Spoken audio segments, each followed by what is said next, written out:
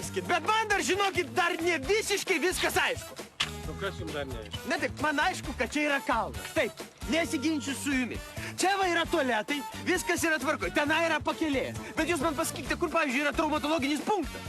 Nu, pasakykit, kam jums dabar reikalingas medpunktas? Na taip, aš suprantu, kad man dabar traumatologinis punktas nereikalingas, bet, pavyzdžiui, jeigu aš susitrenksiu galvą, arba, pavyzdžiui, pirštą įsisuksiu, arba, duok dieve, ranką susilaužsiu, tai jūs man pasakykit, kur aš galėčiau susirasti daktarą.